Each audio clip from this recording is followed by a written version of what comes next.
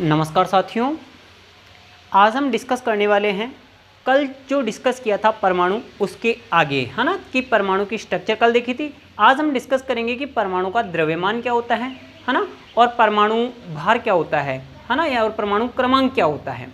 ठीक है, तो देखिए आप क्लास स्टार्ट हो गई है तो सभी बच्चों को शेयर कर दीजिए, सभी साथियों को सभी ग्रुप्स में शेयर कर दीजिए ताकि अधिक से अधिक बच्चे जुड़ सकें और इस क्लास का बेनिफिट ले सकें।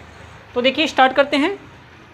एटॉमिक नंबर, है ना, एटॉमिक नंबर किसे कहते हैं? तो देखो इसको हिंदी में वैसे परमाणु क्रमांक कहते हैं। क्या कहते हैं? परमाणु क्रमांक कहते हैं, या फिर क्रमांक नहीं कहें तो परमाणु संख्या भी कह सकते हैं। क्या कह सकते हैं? परमाणु संख्या भी कह सकते हैं। ठीक है ना, तो परमाणु संख्या कह दो या परमाणु क्रमांक कह दो या एटॉमिक नंबर कह दो, एक ही बात है। एंड अगर हम बात करें मॉस नंबर की, है ना, तो मॉस नंबर को हम क्या क्या कह सकते हैं? देखिए एटॉमिक मॉस भी कह सकते हैं इसको इंग्लिश में, एटॉमिक मॉस, है ना, यानी कि इसको हम एटॉमिक मॉस भी कह सकते हैं या फिर मॉस नंबर भी कह सकते हैं। देखो इसका मीनिंग क्या होता है? इसका मीनिंग होता है परमाणु द्रव्यमान। इसका मीनिंग तो क्या हो जाएगा? परमाणु का द्रव्यमान, क्योंकि मॉस का मतलब क्या होता है? द्रव्यमान। ओके, एंड अगर हम मॉस नंबर की बात करें तो इसका मान होगा द्रव्यमान संख्या। क्या होगा? द्रव्यमान संख्या। तो देखो ये क्या चीजें हैं, ये सब एक ही चीज है ना, ये सब एक ही है। ओके, और ये सब एक ही है। देखो क्या होता है, एटॉमिक नंबर किसे कहते हैं? तो देखो कल हमने एक एटम की स्ट्रक्चर देखी थी कि जो एटम होता है वो कुछ ऐसा होता है ना। ओके, बिल्कुल एकदम स्पेयर होता है, गोल होता है। अब देखिए इसके बीच में एक नाभिक होता है। क्या होता है? नाभिक, न्यूक्लियस होता है। इस न्यूक्लियस में हमने दो पार्टिकल पढ़े थे। ये क्या है? न्यूक्लियस, यानी कि जिसको हम नाभिक कहते हैं। इसके अंदर दो पार्टिकल होंगे। कौन कौन से पार्टिकल होते हैं? देखिए इसके अंदर एक तो रहेगा न्यूट्रॉन और एक प्रोटॉन, है ना, यानी कि प्रोटॉन और न्यूट्रॉन रहेंगे। इस वजह से ही ये जो प्रोटॉन और न्यूट्रॉन हैं ये दोनों कहाँ पे होते हैं? न्यूक्लियस में होते हैं। इस वजह से ही इन दोनों को क्या कहते हैं? हम न्यूक्लियन कहते हैं। क्या कहते हैं? न्यूक्लियन, न्यूक्लियन कहते हैं। ठीक है ना, और देखिए इनको न्यूक्लियन कहने का यही रीजन है क्योंकि ये न्यूक्लियस में रहते हैं। दूसरी बात, अब हम बात करें कि जो इलेक्ट्रॉन है वो आपको कल बताया था कि यहाँ पर चक्कर लगाएंगे इलेक्ट्रॉन इस प्रकार से। ठीक है ना, तो यहाँ पर क्या रहेंगे? इलेक्ट्रॉन्स रहेंगे। जैसे मैं बता देता हूँ, ये हमने कक्षा बना दी, तो यहाँ पर कौन चक्कर लगाएगा? इलेक्ट्रॉन। जैसे मान लीजिए ये इलेक्ट्रॉन इस प्रकार से इन सेल के अंदर क्या कर रहे हैं? लगातार इस प्रकार से घूमते रहते हैं। ओके, तो ये इलेक्ट्रॉन बाहर चक्कर लगाते हैं। अच्छा, इन पे चार्ज की भी हम बात कर चुके थे। ठीक है ना, कि इनके ऊपर चार्ज जो होता है वो क्या क्या होता है। देखिए यहाँ पर देख लेते हैं एक बार कि इलेक्ट्रॉन पे माइनस चार्ज होता है, प्रोटॉन पे प्लस चार्ज होता है और न्यूट्रॉन पे कोई चार्ज नहीं होता है। ये बात हम कल की क्लास में ही कर चुके हैं, आज हम इससे आगे चलेंगे, है ना।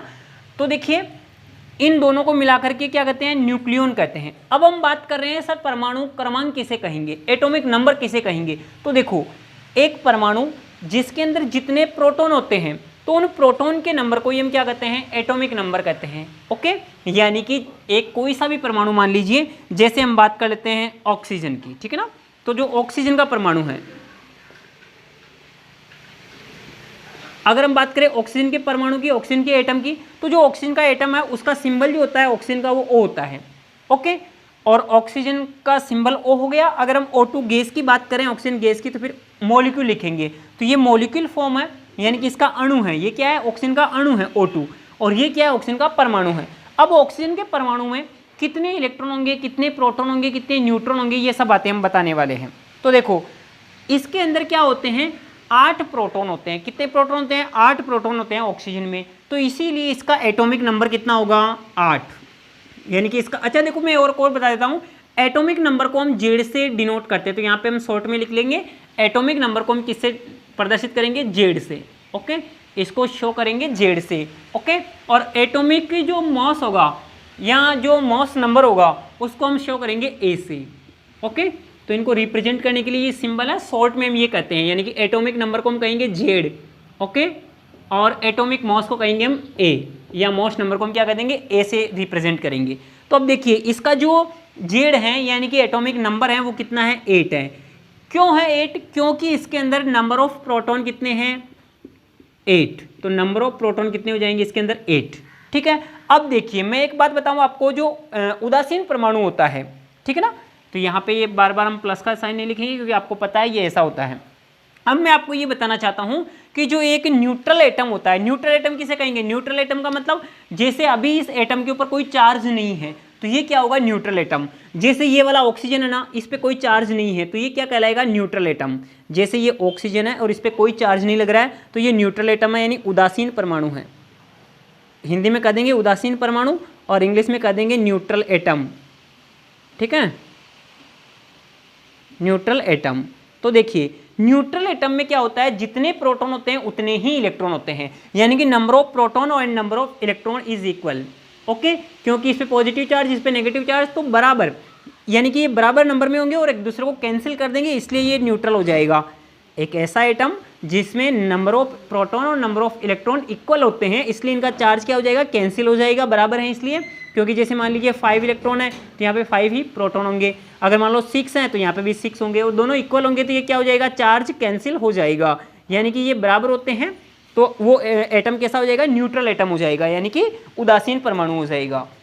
अच्छा, मान लीजिए जब उदासीन परमाणु होता है तो इन दोनों के नंबर क्या होते हैं? इक्वल होते हैं, ये आपको ध्यान में रखना है। तो आप ऐसे कह सकते हो कि अगर इसमें जिसका एटॉमिक नंबर 8 है उसके अंदर प्रोटॉन 8 है तो न्यूट्रॉन भी कितने हो जाएंगे? सॉरी, न्यूट्रॉन क्या, इलेक्ट्रॉन भी कितने हो जाएंगे? 8 हो जाएंगे। क्यों? क्योंकि ये पॉजिटिव और नेगेटिव जो चार्ज वाले पार्टिकल है ये इक्वल होते हैं किसमें? न्यूट्रल एटम में, तभी ये न्यूट्रल होगा। अगर मान लीजिए ये इक्वल नहीं है तो क्या होगा? तब उस पर क्या आ जाएगा? चार्ज एटम बन जाएगा वो, यानी कि चार्ज एटम बन जाएगा। तब उस परमाणु वो उदासीन नहीं रह करके क्या हो जाएगा? उस पर चार्ज आ जाएगा। और जो चार्ज्ड जो एटम होता है, यानी कि आवेशित जो परमाणु होता है, कौन सा? आवेशित परमाणु, इसको इंग्लिश में बोल रहे हैं हम चार्ज्ड एटम, है ना। तो जो आवेशित परमाणु होता है जिस पर आवेश आ जाता है, ये आवेश आता है किसकी वजह से? इलेक्ट्रॉनों के आदान प्रदान करने की वजह से, यानी कि एक्सचेंज ऑफ इलेक्ट्रॉन्स, है ना। इलेक्ट्रॉन के एक्सचेंज करने से, चाहे तो गिव कर दो या फिर रिसीव कर लो, है ना, यानी कि गेन कर लो या फिर डोनेट कर दो। तो नंबर ऑफ इलेक्ट्रॉन जितने डोनेट करेगा या फिर जितने रिसीव करेगा उस पर उतना ही चार्ज आ जाएगा। तो देखिए आवेशित परमाणु को हम क्या कहते हैं? आयन कहते हैं। क्या कहते हैं? आयन कहते हैं। इंग्लिश में कहेंगे आयोन, आयन। ओके, बहुत सारे हैं तो आयन्स कह देंगे। अब देखो ये आयन कब बनेंगे? बताया मैंने, इलेक्ट्रॉनों के एक्सचेंज करने पर, ठीक है ना। अब देखो यदि यहाँ पर 2 प्रकार के आवेशित परमाणु यानी कि आयन बनेंगे। देखो यदि हम इलेक्ट्रॉन का डोनेट कर रहे हैं, हम क्या, जो एटम है वो इलेक्ट्रॉन को यदि डोनेट कर रहा है, गिव कर रहा है, दे रहा है ना, तो उस पर कौन सा चार्ज आएगा? Positive charge. जैसे मान लीजिए अगर हम यहाँ पर बात करें हाइड्रोजन की, ओके, तो ये हाइड्रोजन का एटम है। अभी देखिए ये एटम है और इस एटम से मान लो इलेक्ट्रॉन निकल जाता है बाहर, तो ये हाइड्रोजन पॉजिटिव यानी कि हाइड्रोजन प्लस बन जाएगा। एंड यदि हम बात करें इस वाले ऑक्सीजन की, है ना, जो अभी ऑक्सीजन पढ़ रहे हैं, ये अभी उदासीन है। अब जब ये आयन बनेगा तो ये क्या करता है? 2 इलेक्ट्रॉन किसी से ले लेता है ना, 2 इलेक्ट्रॉन किसी से रिसीव कर लेता है, इसलिए इस पे 2 चार्ज क्या हो जाएगा? माइनस हो जाएगा, क्योंकि ये किसी से कैरी कर रहा है, किसी से ले रहा है। ओके, तो यहाँ पे इसके साइन हो गया O-2, ठीक है ना। ये पहले हम बना देते हैं, ये एटम था यानी कि न्यूट्रल था, अब ये 2 इलेक्ट्रॉन लेकर के कौन सा साइन आ गया? इस पे माइनस चार्ज आ गया। तो इस प्रकार से इन आयन, इनको क्या बोलेंगे? आयन बोलेंगे। ओके, तो आयन 2 टाइप के हो गए, कैटाइन और एनाइन, ठीक है ना। इसको हम बोलते हैं कैटाइन और इसको हम बोलते हैं एनाइन। ओके, यानी कि ऋणाइन और धनाइन। तो ये क्यों आया? क्योंकि इलेक्ट्रॉनों के एक्सचेंज से, इलेक्ट्रॉनों के आदान प्रदान से, ठीक है ना। तो अब मैं आपको बात बताना चाह रहा था कि इन आयंस के अंदर नंबर ऑफ इलेक्ट्रॉन और नंबर ऑफ प्रोटॉन इक्वल नहीं होते हैं, यानी कि प्रोटॉन और न्यूट्रॉन बराबर नहीं होते हैं। जबकि उदासीन जो परमाणु है, न्यूट्रल जो एटम है, उसके अंदर number of proton and number of electron equal होंगे। ओके, अगर हम बात करें न्यूट्रॉन की, देखो बात करें किसकी? न्यूट्रॉन की। तो न्यूट्रॉन जो होते हैं वो बराबर भी हो सकते हैं प्रोटॉन के, प्रोटॉन से कम भी हो सकते हैं और प्रोटॉन से ज़्यादा भी हो सकते हैं, यानी कि नंबर ऑफ न्यूट्रॉन्स इक्वल हो सकते हैं प्रोटॉन के, लेस भी हो सकते हैं और ज़्यादा भी हो सकते हैं, यानी कि मोर नंबर ऑफ प्रोटॉन्स, ठीक है ना। तो इसके नंबर कभी मतलब ज़्यादा, कम या फिर बराबर हो सकते हैं। तो अगर हम इसकी बात करें ऑक्सीजन की, तो देखो ऑक्सीजन के अंदर 8 क्या है इसका एटॉमिक नंबर है, तो इसका जो मॉस होता है एटॉमिक मॉस जो होता है वो 16 होता है। कितना होता है? 16। और यहाँ पे 8 एटॉमिक नंबर होता है। इनको इस प्रकार से रिप्रेजेंट करते हैं, ये भी मैं आपको अभी समझाऊंगा कि किस प्रकार से रिप्रेजेंट करते हैं इसको, है ना। तो देखो यहाँ पर अगर हम बात करें तो नंबर ऑफ प्रोटॉन भी कितने हो जाएंगे, तो कैसे निकालेंगे, इसका भी एक फॉर्मूला है ना, तो मैं आपको वो पूरा ही बताता हूँ।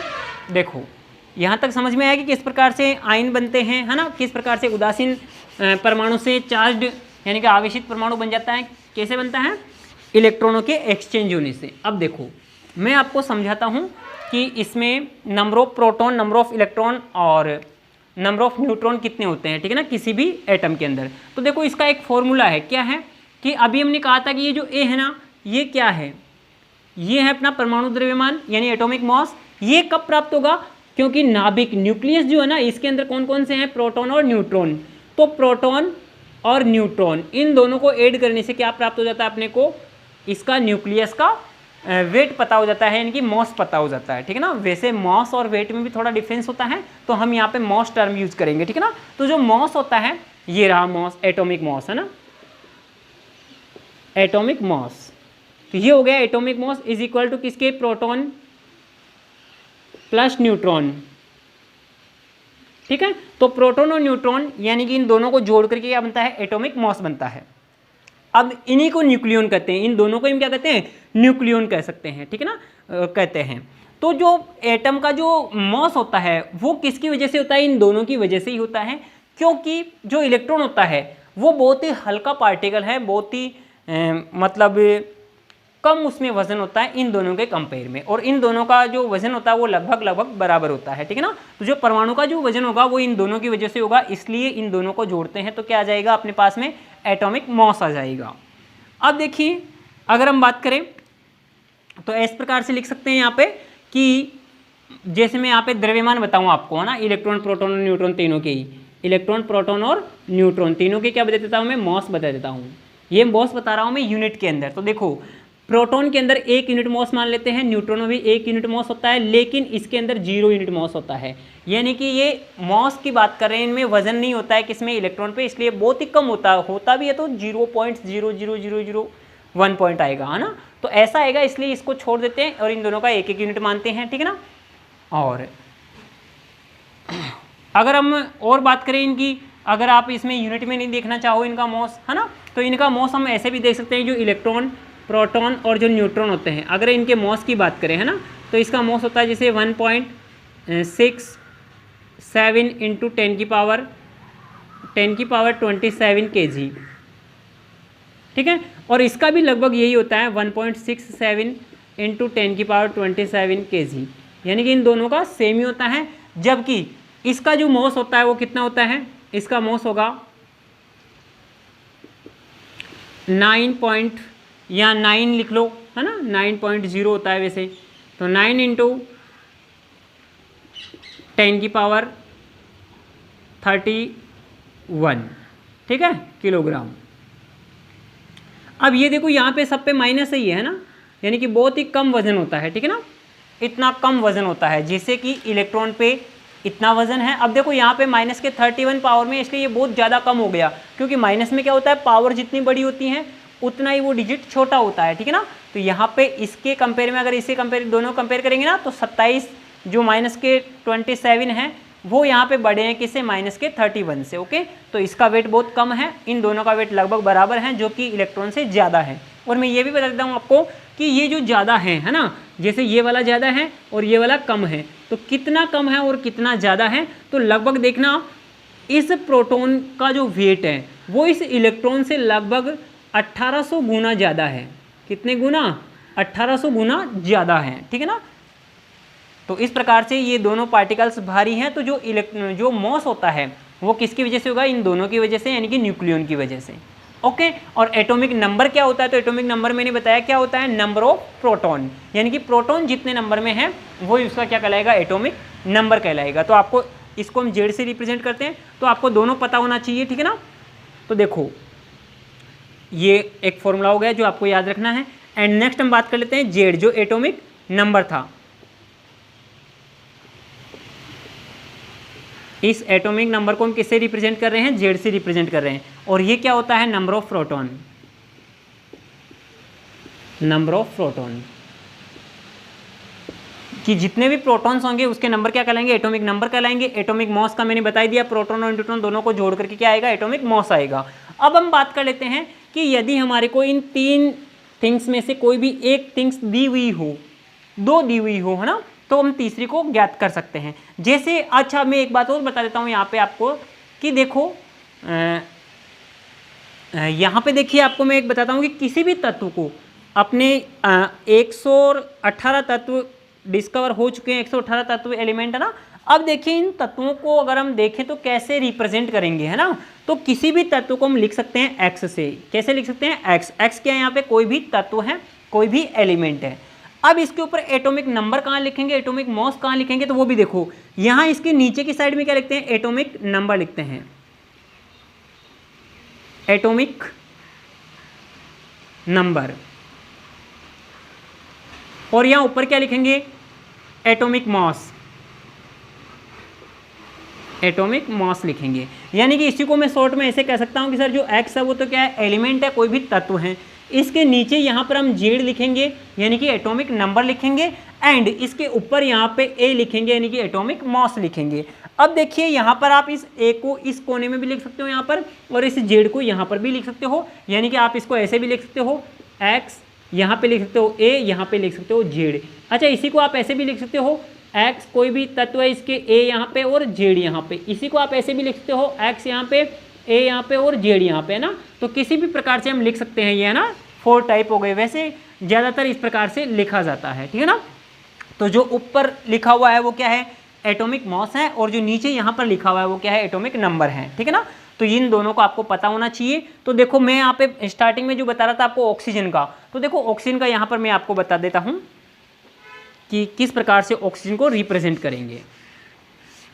तो देखो अगर हम बात करें ऑक्सीजन की, तो ऑक्सीजन मैंने बताया था आपको कि O8 नंबर पे आता है, यानी कि इसमें 8 प्रोटॉन होंगे, ओके।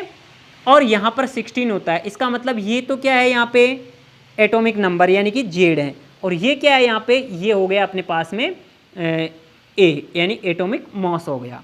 अब जब अपने को ये फॉर्मूले में 2 चीज़ें पता है, जैसे एटॉमिक मास पता है अपने को कितना है, 16, ओके।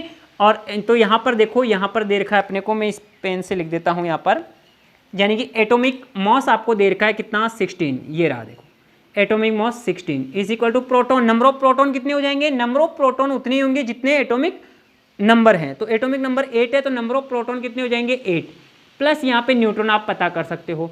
अब आपको इससे पूछ लिया जाता है कि भाई न्यूट्रॉन के नंबर बताइए, है ना। यानी कि क्वेश्चन ये है कि यदि ऑक्सीजन का एटॉमिक मास 16 है ना, और एटॉमिक नंबर 8 है, तो इसमें नंबर ऑफ न्यूट्रॉन्स कितने हैं, ओके। तो नंबर ऑफ न्यूट्रॉन्स इस प्रकार से निकल जाएंगे, ठीक है ना। जब आप नंबर ऑफ न्यूट्रॉन्स निकालोगे तो ये 8 इधर आ जाएगा, तो 16 - 8 कर दोगे तो कितना हो जाएगा, 8 क्या हो जाएगा, ये नंबर ऑफ न्यूट्रॉन हो गए।